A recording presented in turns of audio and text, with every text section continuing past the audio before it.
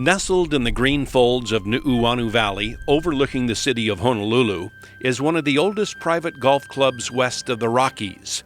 Pristine and picturesque, steeped in terrain and tradition, Oahu Country Club was not Hawaii's first golf course, but it was the place where the game and its traditions took root and flourished. The island's first golf professional, its oldest and most prestigious amateur championship, its first women's championship, and its first great male and female golfers all trace their origins to this historic club. Hi, I'm Grady Timmons, and I'm here to share with you the story of Oahu Country Club's long and illustrious history. The Oahu Country Club really was the cradle of golf in Hawaii. When golf arrived in the islands at the turn of the 20th century, it found a home right here at the Oahu Country Club. Ancient Hawaiians called the land on which the club is built Waolani, the heavenly wilderness. According to legend, it was a place of healing. This giant stone is called the Pohaku A'umeume. Hawaiians of old ascribed magical properties to the stone and used it as a place to settle their disputes. The Hawaiian language deed to Waolani cited this stone as marking the beginning and end point of the line subscribing the property. It stated, "The boundary ascends to the top of the mountains, to the highest point from which you can roll a stone down into Waolani." In 1849, as part of the Great Mahele, Kamehameha III conveyed fee title of Waolani to Dr. Thomas Rook and his wife, Grace Kamaikui Young, a descendant of Kamehameha the Great. Their adopted daughter would become Hawaii's beloved Queen Emma through her marriage to Kamehameha IV. Upon Thomas Rook's death in 1857, Waolani passed to his wife and then to Emma. After the Queen's death in 1885, a legal battle for the lands ensued between Bishop Estate, the Queen's Hospital, and Creswell Rook, the nephew and godson of Thomas Rook. The Supreme Court decided that since Queen Emma died without surviving issue, the land would go to Creswell Rook. The battle over the Waolani lands was one of the most famous cases in the late 19th century, and had the outcome been any different, the Oahu Country Club would probably not exist today. In 1904, a 9-hole golf course opened in neighboring Manoa Valley, but was quickly lost to development. Led by attorney Wade Warren Thayer, members of the Manoa Golf Club began a search for new land on which to start another club. After surveying several properties, they settled on the 300-acre Waolani parcel above Honolulu. To secure a lease for the land, in 1905, Thayer made the extraordinary decision to meet with Mary Rook, widow and heir to Creswell Rook, who was then living in England. It was a journey of more than 20,000 miles, with no guarantee of success. But in England, Thayer secured a long-term lease on the property and assurances of an eventual sale, which was consummated in 1910. Gaining ownership of the land ensured the club's long-term future. It was probably the most important financial decision the club ever made. The official opening of the Oahu Country Club took place on April 28, 1907. Mrs. E. Faxon Bishop, wife of the president, hit the first shot. One of the great stories of Oahu Country Club is the transformation that has occurred on the land. The club today is a lush wooded glen with running streams, marvelous trees, and wildlife. But when it opened for play as a 9-hole layout in the spring of 1907, it was little more than a steep pasture land with flagsticks. The story of the Oahu Country Club is really a story of how a golf course improved the land. Hawaiian forest loss at the turn of the 20th century was a widespread phenomenon, brought on by the introduction of Western grazing animals like cattle and sheep at the onset of Western contact. Forest loss above Honolulu was so great it had all but stripped Nu'uanu of its greenery, stirring concerns over the city's future water supply.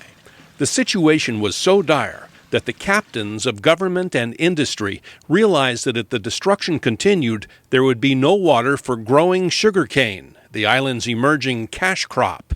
In response, they initiated a massive reforestation effort that went on for over 3 decades. In 1925, Oahu Country Club joined the effort, agreeing to replant Waolani's barren slopes. The result is a rich cover of green that now carpets all of Nu'uanu. In 1913, Oahu Country Club expanded to a full 18 holes. At 4,380 yards, it was the only 18-hole course in the islands, albeit a quirky one with 11 par 3s and 7 par 4s. I'm standing on our present-day putting green, but back in 1915, this was the newly finished 18th green. In those early years, the course was under constant renovation with hole routings and course features that have long since disappeared. I'm standing here on the 5th green, and there was a time years ago, back in the 1920s, before this hole even existed, when the lower right half of the fairway was a giant man-made pond. By the late 1920s, however, a definitive design was beginning to emerge. Here's a photo of golfers putting out on the 9th green in 1927. Notice the two small monkey pod trees on the right. Those are the same two trees that today catch so many drives off our 8th tee. This is a photo taken in 1932 of golfers putting out on the 6th green. And notice the golfer teeing off in the background. That's the 7th tee. And this is what the 7th looked like then. Notice the telephone poles running all the way up the side of the fairway. The Oahu Country Club course has gone through a lot of changes since it first opened for play back in 1907. But the course that was here in 1934 is pretty much the same course that we know today. There were two notable exceptions. The first is that when you finished playing the 3rd hole, you walked to the right of the green across a small footbridge over to the 4th tee, which was located in the vicinity of where our 2nd tee is now. The 4th hole was a 250-yard par 4 dogleg right. It was a short hole, but you had to avoid the trouble on the right in order to make par. The other notable exception was that the 13th and 14th holes at the top of the course were both par 3s. The 13th hole was a 180-yard par 3 that went out into the right center of the fairway. From there, golfers then shot across to our current 14th green, which was a 155-yard par 3. By the early 1960s, the Oahu Country Club course was becoming too short for the modern game. The course measured just over 5,200 yards and had 7 par 3s. The club decided that if it wanted to become a real golf course, it had to lengthen the course. So they made the par 3 13th a par 5 and the 14th a par 4. When they built the 13th green, they originally located the green right down here in the swale. But it repeatedly washed out, so they then moved the green back and up to its present location. The final $90,000 cost far exceeding the original budget, but there was little doubt that the expense had been worth it.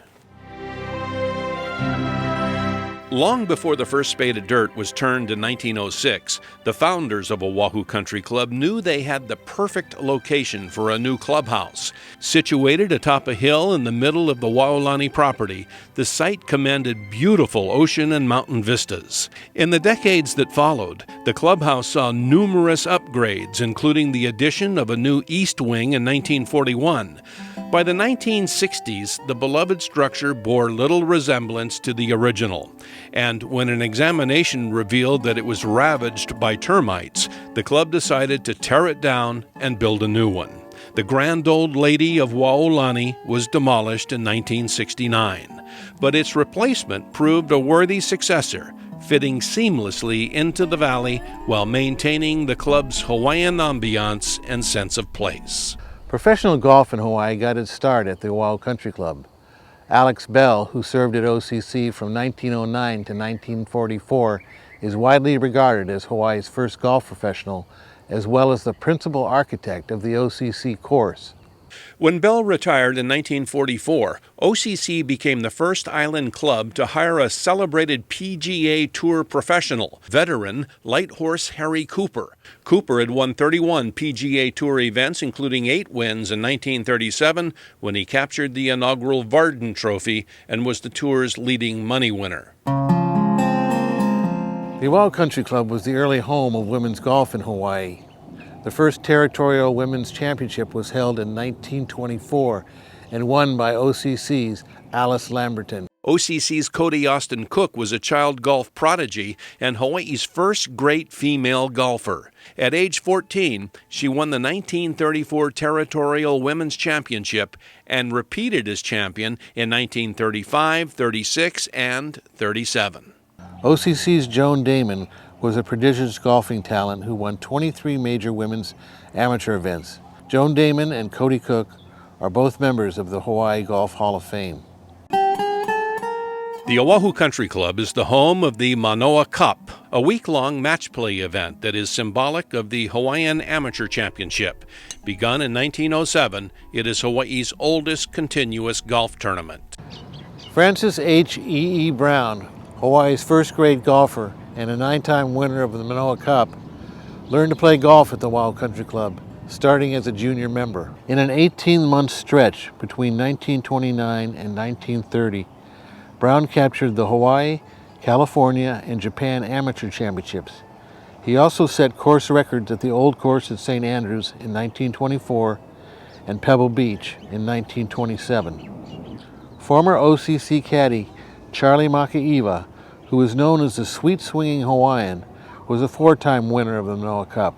In 1953, Billy Arakawa pulled off a major upset, defeating former NCAA champion Tom Neoport 1-up.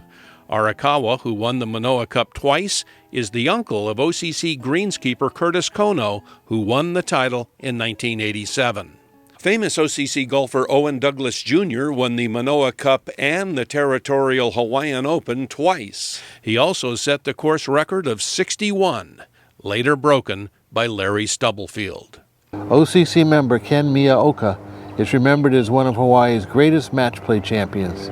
He won his 6th and final Manoa Cup in 1975. The only other golfer to have won the Manoa Cup 4 times is current member Brandon Kopp.